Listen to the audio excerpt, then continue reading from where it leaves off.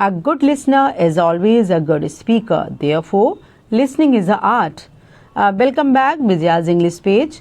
Friends, आज मैंने इस पोस्ट में आपके इंग्लिश प्रैक्टिस के लिए उन सेंटेंसेस को सिलेक्ट किया है जो ग्रामर के मॉडल वर्ब और एडवांस स्ट्रक्चर से रिलेटेड हैं.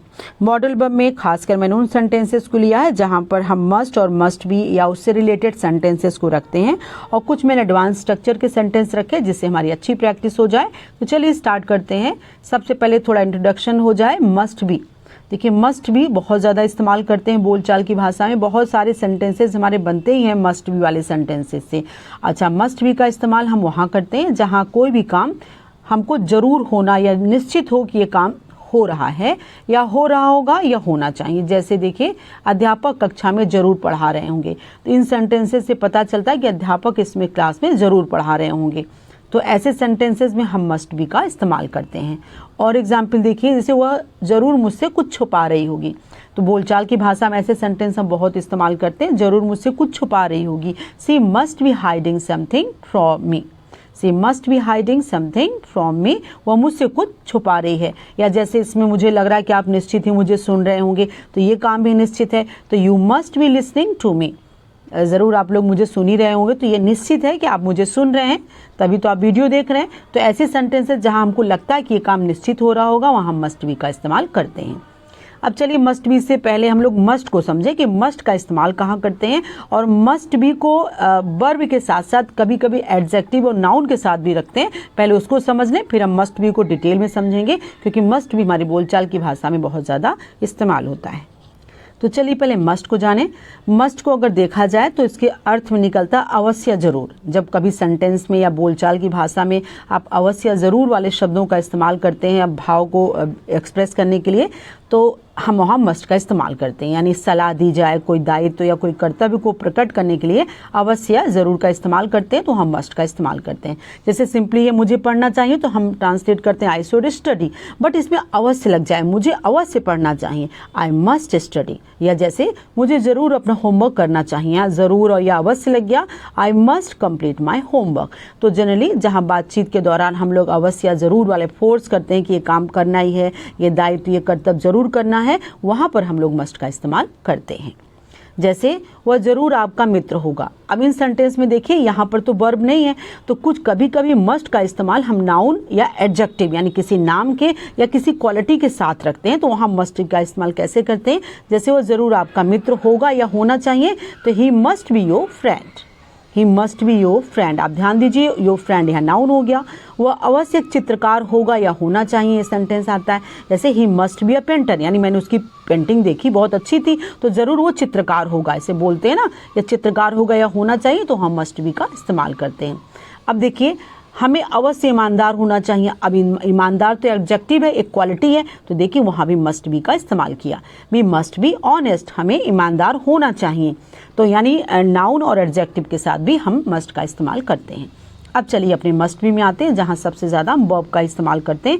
ये कंटिन्यूस टेंस में इस्तेमाल हो, चाहे फ्यूचर सिंपल फ्यूचर का हो या फ्यूचर कंटिन्यूस में हो. जैसे जहाँ लगता है कि ये काम जरूर हो रहा होगा, वो काम में अवश्य जो मस्ट वाली चीज़ है वो जरूर होगा या हो रहा होगा या होना चाहिए. अध्यापक कक्षा में जरूर पढ़ा रहे होंगे, यानी अध्यापक जरूर पढ़ा रहे होंगे. तो ऐसे सेंटेंसेस के लिए सब्जेक्ट के साथ मस्ट भी लगा के हम वर्ब की फर्स्ट फॉर्म में आईएनजी रखते हैं. अब एक सेंटेंस और देखिए, वह निश्चित ही इस वक्त फिल्म देख रहा होगा. यानी आप श्योर हैं कि आपका मित्र या आपका जो भी रिलेटिव है वो निश्चित फिल्म देख रहा होगा, तो आप क्या मस्ट बी का वहाँ इस्तेमाल करेंगे. He must be watching the movie this time. या जैसे देखिए, वह ज़रूर इसमें मेरा इंतज़ार कर रही होगी. तो यानी ये आप मस्ट है कि वो मेरा इंतज़ार कर ही रही होगी. तब ऐसे सेंटेंस में she must be waiting for me this time.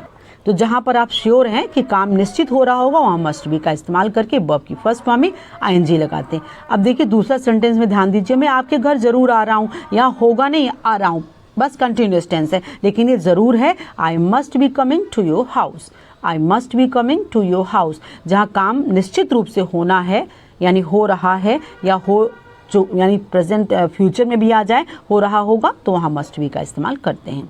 आप ज़रूर मजाक कर रहे हैं, यानी ये ज़रूर वाली सेंस है। यू मस्ट बी जोकिंग, आप ज़रूर मजाक कर रहे हैं। या देखिए फ्यूचर में ले लिया, वह ज़रूर मुझसे धोखेबाज समझ रही होगी, यानी फ्यूचर में भी अगर आप ये सोच रहे हैं कि ऐसा ज़रूर हो रहा होगा, तब भी आप must be. She must be thinking of me as a cheater, she must be thinking of me as a cheater, यानी वो निश्चित मुझे धोखेबाज समझ रही होगी। तो जहाँ एकदम सर्टेन है, निश्चित वो सोच रही होगी, तो वहाँ ज़रूर में मस्ट भी लगाते हैं। और वर्ब की फर्स्ट फॉर्म में आईएनजी, क्योंकि मैंने नीचे देखे स्कर्टिंग में दे रखी है, वो अब भी ज़रूर सो रही होगी। She must be sleeping now, it means आप श्योर हैं कि वो अभी सो रही होगी, तो मस्ट बी के साथ वर्ब की फर्स्ट फॉर्म में आईएनजी।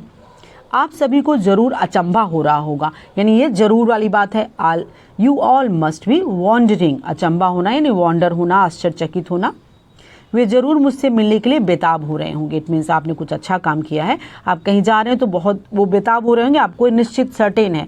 तो they must be getting excited, they must be getting excited to see me, यहाँ मिलने के लिए सी मी है, यानी यहाँ पर जब अति आवश्यक काम है वहाँ ज़रूर ऐसा हो रहा होगा, तो आप ऐसे सेंटेंस को इस्तेमाल करने के लिए मस्ट बी का इस्तेमाल करिए।